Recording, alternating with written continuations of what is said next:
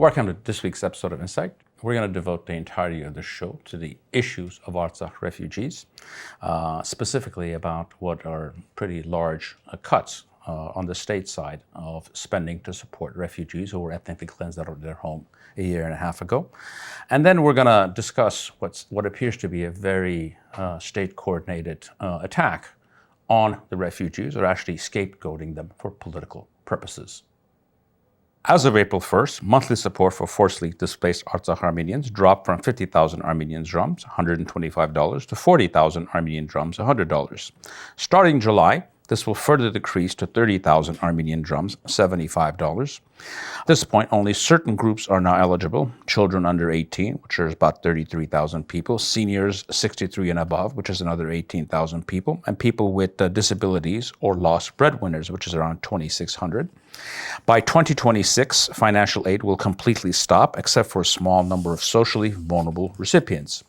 It's important to note that this is actually not a budgetary decision, it's a political one, because all of these programs, frankly, cost not that much money. And if the government was actually serious in tackling this issue, they would have called a donor conference, and they can still call a donor conference from international organizations and countries that need to fund this program, given the fact that many of them are actually responsible for causing this ethnic cleansing by not acting in time to stop it. Now we're going to go over the specifics, and the primary issue, the biggest issue facing refugees is actually housing and housing cost. Most families actually use whatever money that's given to them to actually cover rent or utilities. In 2023, the government spent 58.5 billion Armenian drums in assistance, and there's going to be a cut of 35 billion. It's a 40% cut from housing programs. 80% of the ethnically cleansed Armenians from Artsakh, of the 115,000 in total, live in Yerevan, Kotayk, Armavir, and Ararat provinces, where rent is actually the highest. And the government has this housing program, and of the 25,000 families that were ethnically cleansed, only 100 of them have actually been able to apply. The government claims that it's easy for refugees to buy homes, but that's actually not true because of the extra costs that are there. The amount of money that they're giving, you can actually only buy housing in remote areas, which obviously are problematic because those are the places with the highest unemployment. So you can have a place to live and not have a job, or you can live in a big city, have higher rent, and actually be able to work. Access to housing is also problematic because of issues of citizenship, because when you go to a bank, you need to be a citizen. And in many cases, people have actually resorted to going to court to be able to get Armenian citizenship. And many banks actually refuse to give loans because of lack of citizenship, or if there's any declared debt left from Artsakh when people had to flee their homes or their businesses. And again, these cuts just make it even harder for people to apply for any kind of loan to provide housing for themselves on a long-term basis.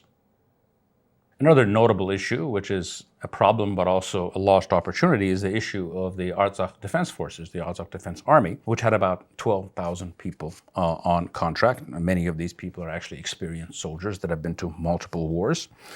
These are obviously, many of them are traumatized people, forcibly placed at this point, and there's actually no support for them in the sense of psychological for their other needs. These people would have been very useful in being integrated into our current army because of personnel issues and quality issues that we have across the board. But of these 12,000 soldiers from the Artsakh Army, only 1,200 of them have actually signed up and are serving in our armed forces. Many of the others are frankly scattered around Armenia doing low-paying jobs, or many of them are actually abroad. One of the issues which actually has caused this transition to become harder is that the people in the Artsakh Army actually had salaries that were much higher than the Armenian army. So many of these people are refusing to work for lower salaries, which is obviously not the state's fault in this case, but obviously they could do a much better job of reaching out to these people, especially the experienced ones and the experienced commanders, to deal with our critical staffing issues in our own military in Armenia. An even more distressing issue is what we're witnessing is a very coordinated, or it appears to be coordinated, sort of a hate speech campaign against Artsakh refugees. A lot of this came actually after the March 29th rally in Yerevan by Artsakhis protesting the government cuts of support for Artsakhi refugees. government officials and affiliated groups and supporters have been involved in demonizing and attacking refugees, calling them all kinds of names. This has actually been going on since post-ethnic cleansing, but it's obviously that it's becoming much more coordinated and much more strident in what they're saying. And we need to step back, and if you want to understand where this comes from, then we need to understand the politics of this anti-Artsakh campaign. In short, it has everything to do with the upcoming parliamentary elections that we're going to have next year. What we know is that this government has put all of its foreign policy security agenda in this supposed peace agreement, which, security is the number one issue with voters. So it's obviously why they did that. And they want to run in 2026 as the party that brought peace to the country, and to try to portray anyone who's against them as the party that's against peace and for war. They, at the same time, understand one thing, which is that nothing is going to be signed, and that we're very likely to see another Azeri aggression before the next elections. So in short, the entirety of their foreign policy agenda has in so many ways failed or collapsed. And in that case, you actually need someone to blame for it, because they obviously can't turn around and blame the real party in not having peace, which is the regime in Baku. So what they're going to do is to pick on the most vulnerable group out there, and the most logical group, if you know the history of this issue, which are Artsakh refugees. This also plays into the political base of the prime minister, because there's about 20-25% of voters in Armenia who have always resented or had prejudices against Artsakhis. By the way, there's a very big crossover between that group and Prime Minister's own base at the same time. So he's sort of appealing to his base with this anti-Artsakh narrative. And at the same time, when you're taking on refugees, these are the people that are least capable of defending themselves politically, because these are all vulnerable populations and they have no real ways of fighting back. At the same time, this anti-Artsakh narrative is going to be married to what we should refer to from this point on as the Aliyev constitutional referendum, which will be conducted at the same time as the next elections to appease the demands of Ilham Aliyev. If you look at the polling that we have on this issue as constituted right now, if you put it in front of voters, is dead on arrival, because voters have understood that the authors of this constitutional referendum are not in Yerevan, they're actually in Baku. The only way to actually pass this referendum is to scare people into telling them that if they don't vote yes, that's going to mean a war.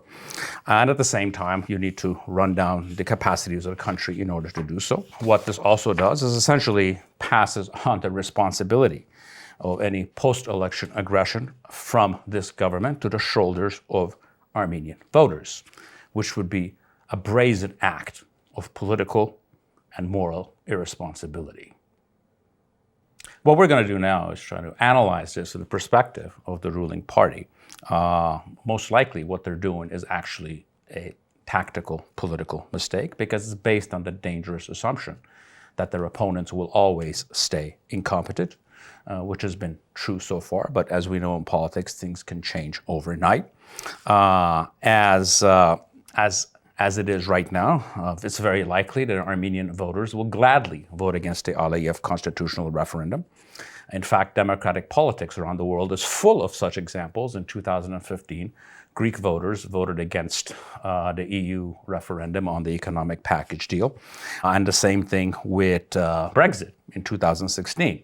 Where British voters surprised the world by voting to leave the European Union. In short, if you give voters an opportunity to tell the political world or the political class in a country to go to hell, very often they will. And in politics, the golden rule is you never ask a question unless you are sure that the answer is going to be yes, which is certainly not the case. Also, by putting up this referendum and being its own sole supporter, this government, this political party leading this government, will manage to do something that the opposition has never been able to do, which is to unify under a popular banner against this government, which is in power. And furthermore, any attempts to scare voters into supporting the Aliyev constitutional referendum will first and foremost highlight the government's own weaknesses, because opponents can very easily turn around and say you've had 7 years since you've been in power, and you've had 5 years since the war to make sure that the country has the capacity to protect itself, and you have failed in doing so. All of this will come at a time where almost all of this government's opponents will be running campaigns that are more nationalist than this government and more pro-defense than this government. As far as the politics of scapegoating or targeting Artsakh refugees as a political pawn, the reality is that this government already has everyone who does not like Artsakh refugees or has prejudices against them. However, there's a much larger group that is actually sympathetic to them. Let's not forget that a good part of this country actually traces their ancestry to Artsakh and have family relations there. This goes way beyond the current refugees. And there's a much larger group of people who are very sympathetic and are strongly pro-Artsakh and Artsakh. Secondly, any direct confrontation between this government and the ethnically cleansed refugees from Artsakh in many ways actually will make this government own what happened in 23, which was their being driven out of their ancestral home, while so far the people that are mostly held responsible are the Russians that allowed the ethnic cleansing to happen. In conclusion, I'm actually hoping that I'm wrong about my political reading of this situation.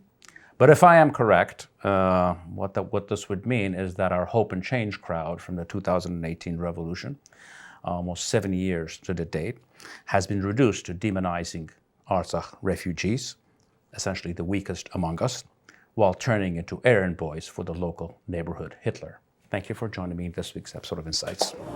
This morning, I had another talk with the German Chancellor, Herr Hitler. And here is the paper which bears his name upon it as well as mine.